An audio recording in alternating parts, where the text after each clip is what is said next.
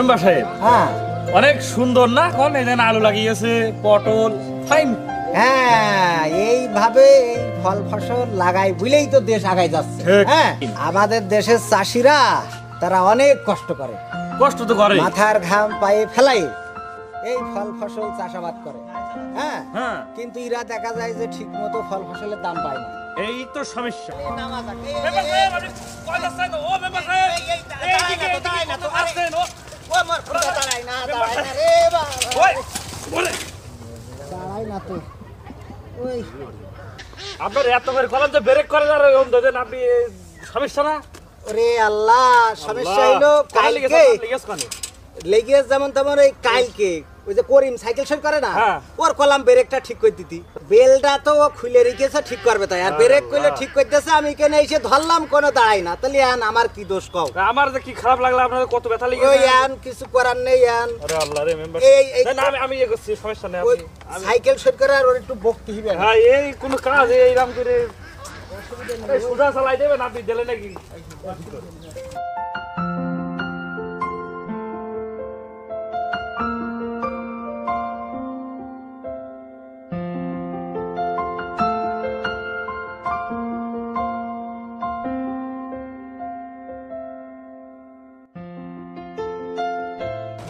সাঁকোটা হ্যাঁ বলে, অনেক পুরনোই হয়ে গেল। হ্যাঁ এই না বেকা টাকা হয়ে গেছে। এই মানে ব্রিজের জন্য আমি অবশ্যই আবেদন করেছি যে এই আমাদের এই কপোতাক্ষ নদীর পরে এই যে খলসি আর দত্তপাড়ার এই যাওয়া আসার জন্য এই সাঁকোটা মানে যেন সরাই ফেলে একটা ব্রিজ দেওয়া হয়। ওরে আল্লাহ, বিশাল হবে তো। এই হ্যাঁ, যে এই সাইডটা একদম কি অবস্থা দেখিস? ওই না দেখেন না কি সমস্যা, বিশাল সমস্যা। এই যে এই দড়িগুলো অনেক পুরনো হয়ে গেছে। হ্যাঁ হ্যাঁ, এ তো ছিঁড়ে যাবে দেখুন। হ্যাঁ, আর এই পড়ে গেলি এই যে মানে যদি এর মধ্যে পড়ে তো লাশও খুঁজে পাওয়া যাবে। জান শেষ না। হ্যাঁ। এটা মানে জনগণের এই সাঁকোর দায়িত্ব কি ওই সবদুল। আচ্ছা, ওর কাছে একটু ফোন লাগাও তো। ওর মনে করেন শুলে ফেলা, ফিরে ফেলা ওর একদম। আহা, ওরাম করিয়ে বলতে নেই, এমনি ফোন লাগাও। দায়িত্ব দিছে না আপনি, না তাই দায়িত্বর অবহেলা করলে কিসের জন্য? অসুবিধা নেই, ভালো করে বলতে হবে। ওর হাসছে।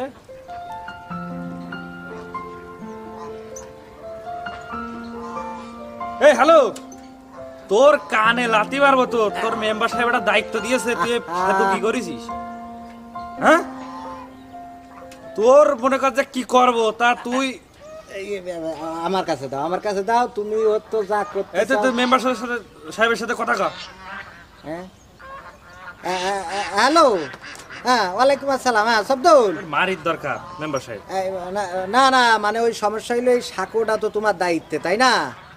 এই যে এই পাশে কি অবস্থা, এদিকে খেয়াল করি যাও, এই যে দড়িগুলো অনেক পুরনো হয়ে গেছে, কোনো সময় কেটে যেতে পারে। এদিকে ডাইন দিকে ওইটাই বেরিয়ে গেছে, বাম দিকে ডাউন হয়ে রয়েছে, ওদিকে বাম দিকে ওই যে সামনে বাম দিকে ডাউন। হ্যাঁ, এইখানে মনে হয় 3-4টে খুঁটি আর নতুন দড়ি লাগাতে হবে কিছু। হ্যাঁ, তুমি এটা ঠিক করে লাগাই দিও, তার জন্য এই দায়িত্ব অবহেলা করি না। একজন পড়ে গেলে কোনো বাচ্চা শিশু যদি আহত নিহত হয়, হ্যাঁ ঝুঁকিতে রয়েছে। হ্যাঁ, এটা অনেক ঝুঁকিপূর্ণ একটা সাঁকো হয়ে গেছে। হ্যাঁ, আর এই সমস্যা হলে তো এটা আমরা ওয়ার্ডের প্রতিনিধি, আমাদের একটা দায়িত্ব না? হ্যাঁ, তুমি এই দড়ি আর বাঁশ কিন্তু ঠিক মতো লাগাই দিয়েছে। হ্যাঁ আচ্ছা, ভালো থেকে। হ্যাঁ, ওয়ালাইকুম আসসালাম। হ্যাঁ, কোসে আপনি না বললে এর তো আমি ঠ্যাং ম্যাং গুলো করে দিতাম। না, ওইরাম করে কথা কথি হয় না। বিষয়টা হলো যে এখন তুমি আমার নতুন পিএস হইছাও,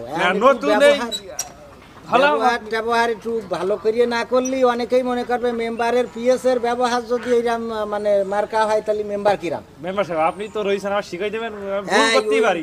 মানে কানে লাথি মারবো টারবো এসব ভাষাগুলো দরকার নেই। হ্যাঁ, আচ্ছা আচ্ছা, সমস্যা নেই।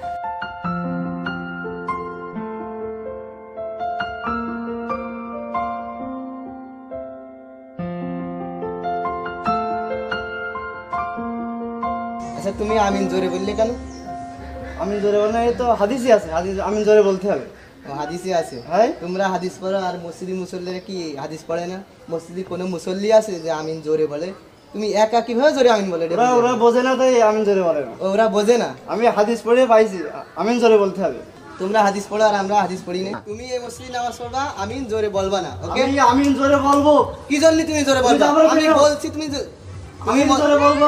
তুমি এই মসজিদে যদি নামাজ পড়ো, আমি আমিন জোরে বলবো। তাহলে অন্য জায়গায় বলো। হ্যাঁ, না কোনো সিস্টেম নেই। এই মসজিদে নামাজ পড়বো, কি বললে তোমার কথা কানে আসছে না আমার কথা কানে আসছে না এই ভাই বারবার বলছি তোর কথা কানে আসছে না আরে ভাই কি দিবি ভাই কি ওর বলছি দে এলো আমি জোরে বলবো ভাই ভাই আপনাদের আরে মুসল্লি আর লোক নামাজ পড়ে না পড়ে ভাই আপনি চুপ করেন তো। ওরা কেউ হাদিস বোঝে না হাদিস নিয়ে একাবাদে না কি ভাই বলেন বলছি ভাই আপনাদের যে সমস্যা দুজন দেখছি, তা চলেন আমরা মেম্বার সাহেবের কাছে যাই, মেম্বার সাহেব যে ফাইসাল্লা দেবে আমরা সেটাই মেনে নেবো।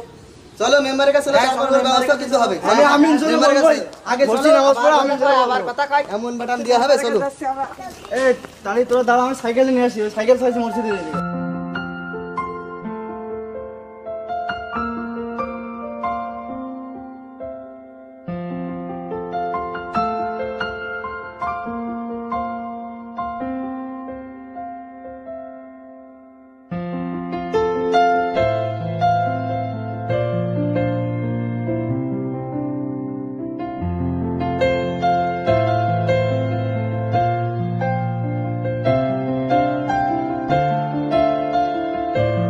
কি সমস্যা তোমাকে? কি দিন নেই রাত নেই, এত সমস্যা কি হয়? শোনো, এই দুইজন সে মসজিদে আমিন জোরে বইলেছে, ইনি তো আমিন দুইজন আমিন জোরে বলিয়েছে। একজন ইনি আমিন জোরে বইলেছে। হ্যাঁ, আমি বলছি আমরা সবাই নামাজ পড়ছি মসজিদে ঠিক আছে আমরা সব নামাজ পড়ছি উনি মসজিদের ভিতরে বলছে আমিন জোরে এ আবার কোন হাদিস মেম্বার সাহেব বুঝলাম না বলছে আপনার তখন সময় নেই, চলেন দিন ইউনিয়ন পরিষদে যেতে হবে, এসব পরে এসব পরে। এই কি সমস্যাটা সমাধান মেম্বার করে সাহেব, দিতে হবে মেম্বার সাহেব। আমি ওই লোকের বলছি যে আমি হাদিসি পাইছি আমিন জোরে বলতে হবে, ওই লোক বলছে আসতে বলতে হবে, আমি বলছি না আমি হাদিসি পাইছি জোরে বলতে হবে।